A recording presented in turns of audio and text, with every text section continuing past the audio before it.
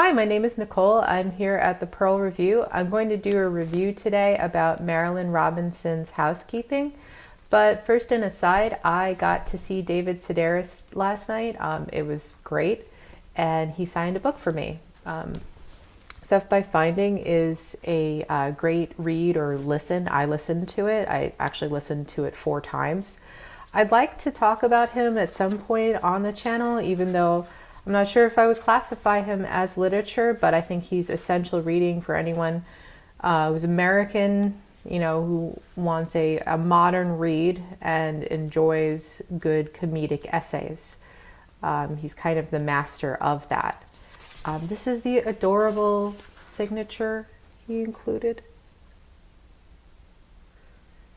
So, yeah, he had like a whole table full of markers and was just asking me and a friend of mine questions. I couldn't even get a word in, but it was kind of lovely. Anyway, so what I'm actually going to review today,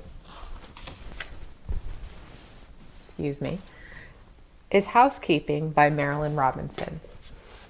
Back to the scheduled program. This book was published in 1980. It was Marilynne Robinson's debut novel. I initially wasn't going to review this because I want my reviews to be of substance, to be interesting, and to have a lot of ideas in it, and to review, good books to you. Not that I never thought that this was a bad book, but the main character is not very present, and the plot is not very present in this book. But it's a book that you actually kind of have to work for to get a lot of interesting ideas out of it.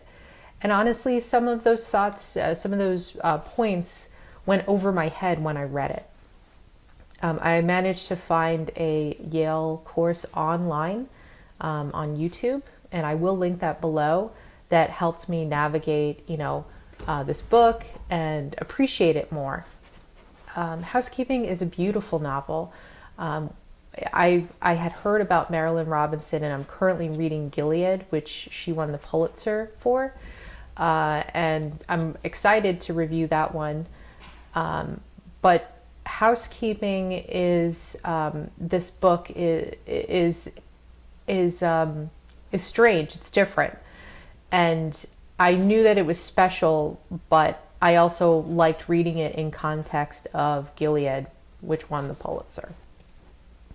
So Housekeeping is set roughly in the 1950s in a town on a lake.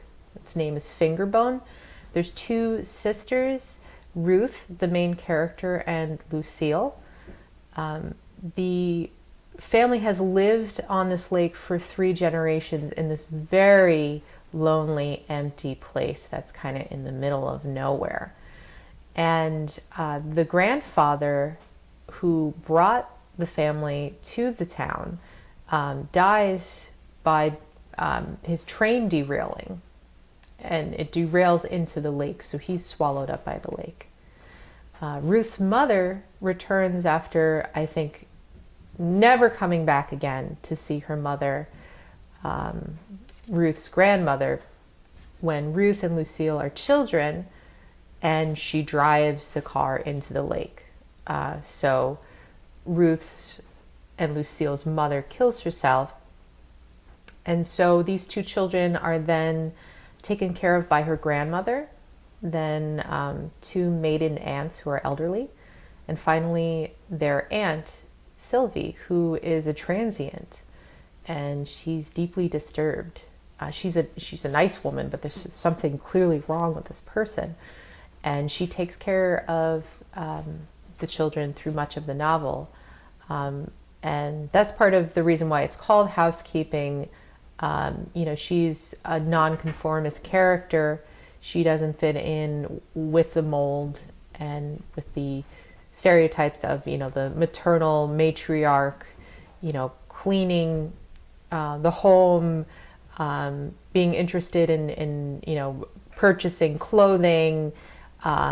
So it's a really odd novel with these misfit characters that are heavily they're deeply affected by loss. You know, there's been deaths and disappearances in the family, and there's definitely mental illness going on.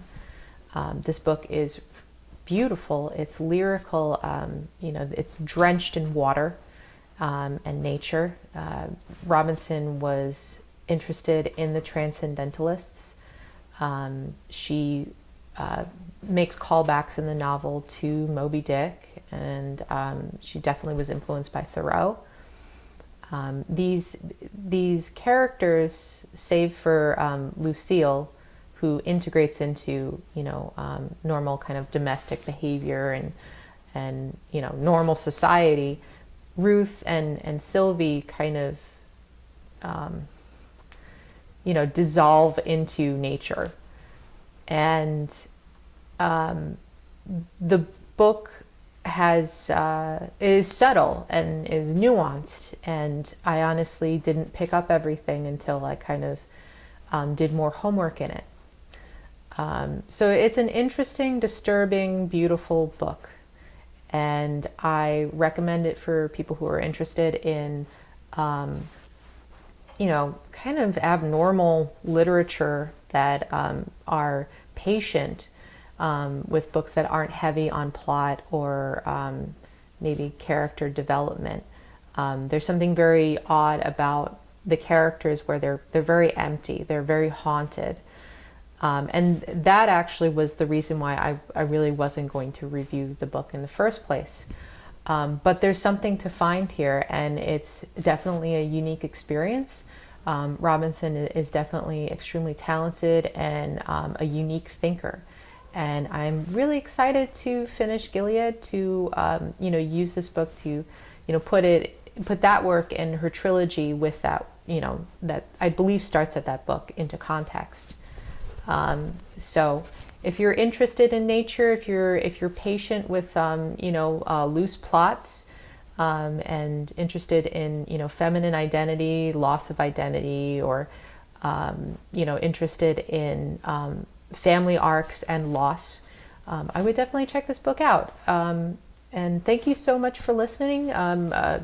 Stay tuned for the Gilead review, and if you're listening to this today, happy Mother's Day. Thanks.